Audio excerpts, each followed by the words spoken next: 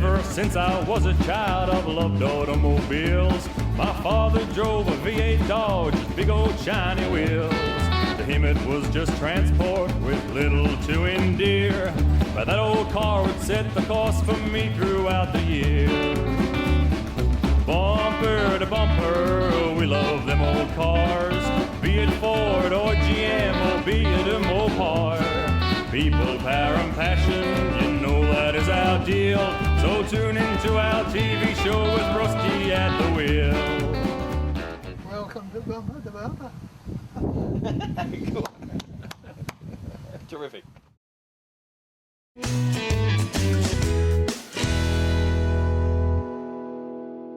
Okay, Ken, g'day and welcome to Bumper. How are you? I am well, Rusty.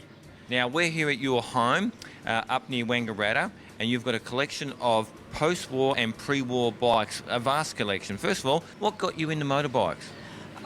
I think it's probably because my father and all his brothers had motorbikes. Yeah. And let's talk about them. Yep. My father was a Douglas man, and Yep. and of course we had a motorbike club, and I was racing a 1928 500 side valve Triumph, and this is in 46 and 47. Yep. And we used to have mud scrambles, and my old side valve would get in the mud and it'd go bang, bang, bang, and it'd go through the mud. I remember Harry King there with a new Tiger 100. He's got a rooster tail about 30 feet high, but he wasn't going nowhere. Now, you call that a rooster tail, don't you? Yeah, so... All right. So how many bikes you got in this collection at the moment? The 60 altogether.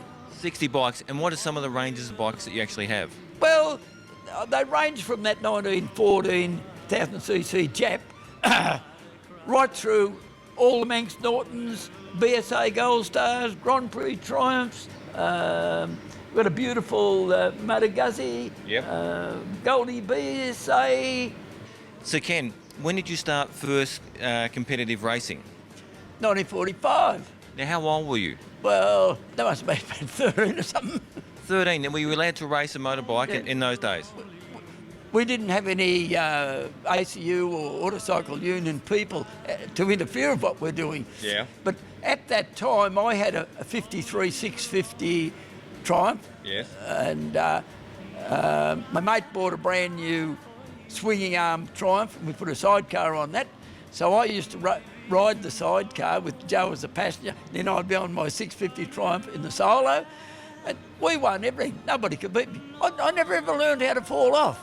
That's a good thing to do. Now, you're 86. I'll be 86 on the 21st of February next year. I'll be 86. Unbelievable. Now, 2 weeks ago, right, you actually raced at Broadford. How'd you go there? I went good. Now, I've been racing that long. I don't go and practice because it's only riding around on the circuit. Yeah. I go out and I start on the back of the grid, and I do whatever I think I want to do. I rode on about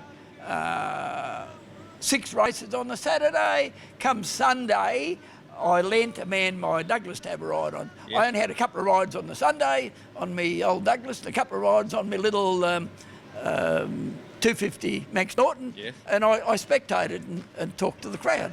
Yeah, but to still be riding at 86 is just a phenomenal achievement for a person your age. And I think, obviously, it must keep you young because I can still see in your eyes the passion that you have for all things motorcycles. It's amazing. Rusty, the other day I had to go to Melbourne to get some fuel.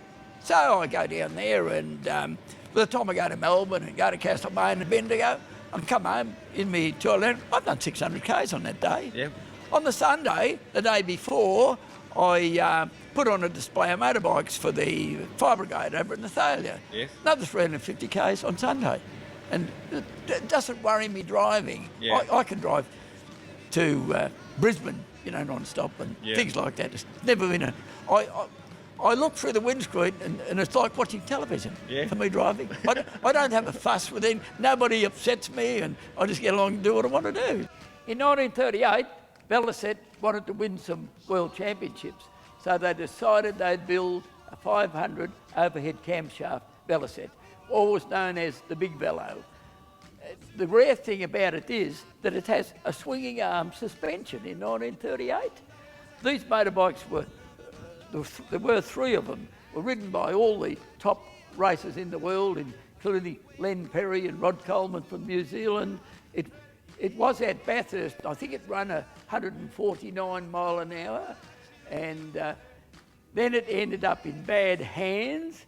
A man was going to make it go fast and put a big exhaust valve in it and destroyed it. Then somebody had a good idea. They took the motor out to put in a 500 cart, and the rest was thrown in the rubbish heap. That's true. And my mates rescued the rolling chassis, and eventually the motor was found, crankcases were in half, the cylinder head was in half, and irreparable.